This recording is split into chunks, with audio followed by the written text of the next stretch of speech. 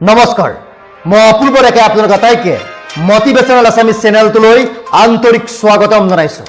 প্ৰিয় দৰ্শকসকল, বৰ্তমান সমাজখনৰ বিভিন্ন ধৰণৰ লুণ্ঠন, দুৰ্নীতি, ভ্ৰষ্টাচাৰ, চোৰ ডকাইতিৰ দৰে কাৰুকাৰ্য সঘনাই পৰিলক্ষিত হয়। কিন্তু আজি দিব বিচাৰিছোঁ এটা গুৰুত্বপূৰ্ণ বাৰ্তা। কলমৰ জৰিয়তে কিদৰে এগৰাকী সাধাৰণ মানুহক সৰ্বহাৰা কৰি দিব পাৰে, এটা কলমৰ জৰিয়তে আপোনাক কিদৰে লুণ্ঠন কৰিব পাৰে তাৰ সবিশেষ আজি আপোনালোকক জনাব বিচাৰিছোঁ। আপোনাক যদি সোধোঁ এই কলমটোৰে কি কৰা হয়, তেতিয়া আপুনি ক'ব এই কলমটোৰে লিখিব পাৰি বা লিখিবৰ কাৰণে এই কলমটো ব্যৱহাৰ কৰা হয়। কিন্তু অত্যন্ত এটা গুৰুত্বপূৰ্ণ বাৰ্তা আপোনালোকক দিব বিচাৰিছোঁ, এই কলমটো কেৱল মাত্ৰ লিখিবৰ কাৰণেই ব্যৱহাৰ নকৰে।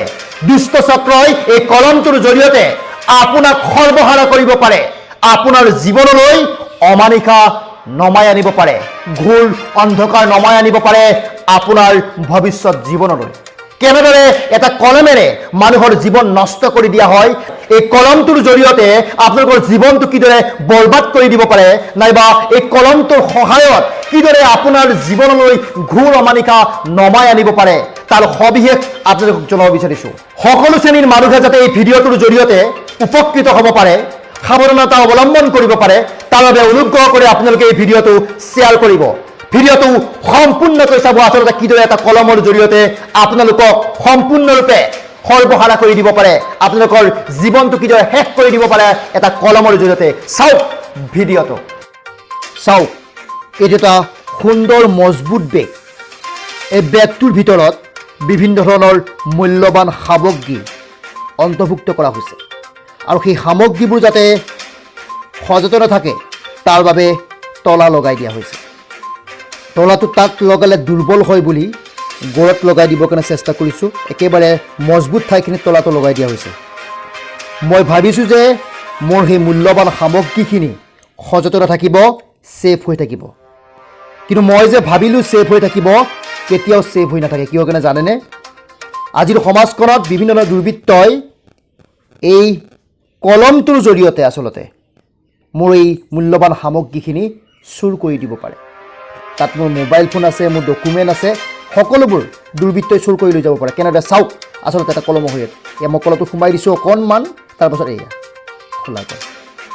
আচ্ছা, এনেকৈয়ে চোৰবোৰে চুৰ কৰে বিভিন্ন ধৰণৰ ডকুমেণ্ট, মোবাইল ফোনেই হওক, আপোনাৰ বহু মূল্যৱান সামগ্ৰী। তাৰপাছত আপোনাৰ এই চেইনডাল এনেকৈ মাৰি থৈ দিব।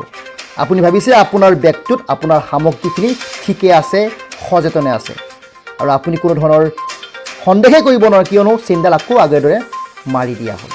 এনেকৈয়ে আচলতে চুৰ কৰে, এনেকৈয়ে দুৰ্বৃত্তই আপোনাৰ ডকুমেণ্টবোৰ লৈ যায়। আপোনালোকে দেখিলে এটা কলমৰ জৰিয়তে আচলতে কিদৰে লুণ্ঠন কৰা হয় সাধাৰণ মানুহৰ বহু লাগতিয়াল সামগ্ৰী, কিদৰে চুৰ কৰা হয় বেগৰ চেইন খুলি এটা কলমৰ জৰিয়তে।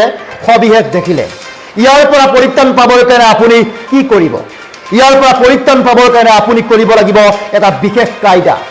আপুনি বেগৰ সলনি কিনিব লাগিব টিনৰ বাকচ।